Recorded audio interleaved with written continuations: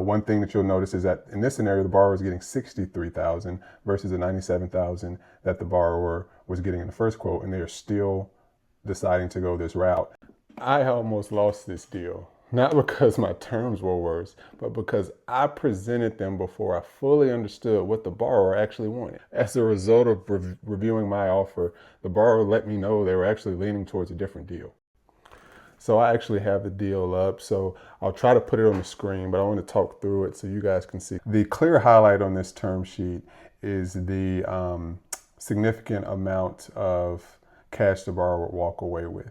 One piece that the borrower did not notice was that their $320,000 budget was, of course, a little bit underfunded at $284,000, which left them pretty much shortchanged about over $35,000.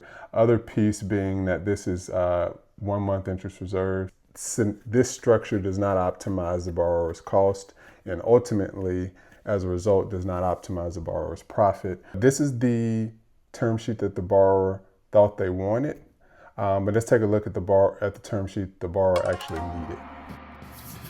To my term sheet, the major highlights, as you can see, the loan amount increased by nearly $30,000. Like we spoke about, the cash back to the borrower actually decreased by more than $30,000. So an immediate reaction, I'm sure, is like, how is this a better deal for the borrower? But there's a lot of nuance. So the big piece is that we increased the amount of the budget that was financed by more than $30,000. So the budget is fully funded, so they don't have to come out of pocket any portion of the budget, as well as this includes interest reserves, 8 months of full payment interest reserves, which should cover more than 12 months of drawn balance payments. So again, if they don't use those interest reserves, the beautiful thing is that just falls off the loan. So they're getting access to more capital without having to pay interest on capital they don't use or don't have access to, especially at hard money rates. So it's a great process and a great strategy to make sure you have full access to all the capital you need. But if you don't need it, you don't pay interest on it, and you don't lose that profitability.